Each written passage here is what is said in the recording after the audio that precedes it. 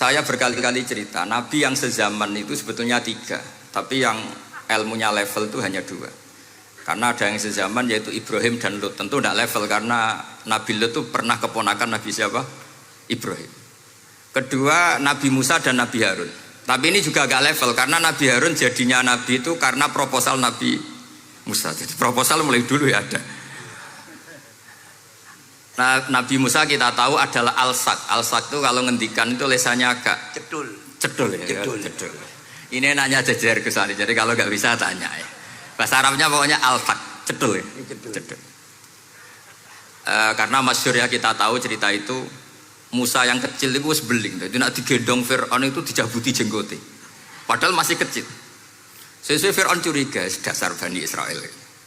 Lama-lama dia memutuskan sepatah ini aja ini jelas darah-darah Israel. Kita tahu Fir'aun adalah orang Kipti, orang Mesir. Setelah berkali-kali gitu terus tanya gini sama Asia, ini anak ini sudah bisa mikir, memang dasar Bani Israel jadi gak suka orang Kipti. Orang bah cah cilik biasa gak masalah. Singkatnya terus dites ada jamroh, ada bara api sama apel. Sebetulnya Musa ini sudah tahu mau ngambil apel, tapi kalau dia ngambil apel dibunuh sama Fir'aun berarti bisa membedakan. Akhirnya sama Jibril diarahkan ngambil apa? Api jamroh tadi. Akhirnya agak ditelan terus menjadi lesannya apa? Cedul. Sampai sepuh jadi nabi tetap begitu. Makanya beliau ngendikan Rabbis shrahli sadri wa yassirli amri wahlul 'uqdatam min lisani yafqahu qawli. Terus proposalnya itu tadi waj'alli waziram min ahli Haruna akhi. Sebagian ayat lebih jelas lagi yaitu wa akhi Harun huwa afsahu minni lisanan fa arsilhu ma'iyya rid ayyusaddiqun. Jadi dan saudara saya Harun lebih fasih berbicara daripada saya. Jadi kualitas ilmiahnya bagus Musa tapi jubirnya itu Harun. Ya kira-kira kayak Mbah Lim dulu. Iya Mbah Lim. Ya gitu. Jadi ini saya jubirnya Gus Ali, saya Harun, ini Musa. Maksudnya kaya karena sudah ada nabi. Singkat cerita, karena Musa itu agak alsak, sehingga Harun ini ya nggak levelnya. Padahal sezaman, sehingga ya nggak pernah bantah-bantahan, nggak pernah adu argumen. Yang benar-benar nabi sezaman dan kemudian sering adu argumen adalah Isa dan Yahya. Kita tahu umurnya ya imbang, kualitas al-mazaya wal wa'il juga imbang. Nabi Isa kita tahu wa yukallimun nasa fil mahdi wa kahla. Mulai kecil bisa ngendikan, ya sudah pinter. Nabi Yahya kita tahu ya Yahya khudil kitaba biquwah wa atainaul hukma sabiyya. Jadi sama-sama pinter. Wa hananan min ladunna wa zakah wa kana taqiyya. Itu dua beliau ini menjadi satu manhaj besar dalam Islam. Itu kalau main ke salah satu kampung, itu Nabi Isa tanyanya aneh.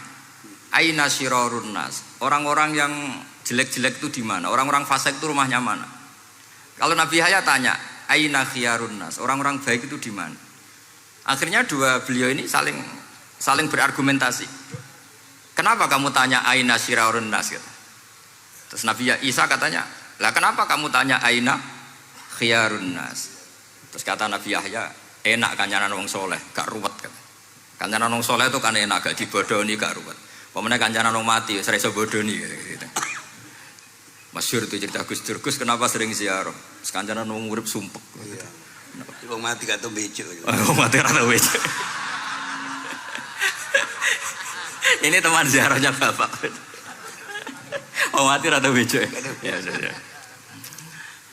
Itu ya ini santai-santai saja, relax saja. Karena saya sudah tahu mau ngomong apa.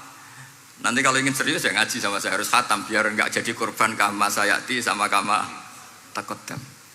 Akhirnya Nabi Yahya gantian tanya, kenapa kamu tanya aina syirarun nas? Itu masyhur beliau. Ini dalam kitab Tabaqatul Asfiya karangan Abu Nu'aim al-Asfihani.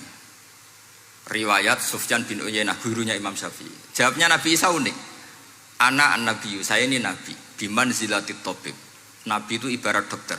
Udawil mardo, di mana-mana dokter itu cari orang sakit.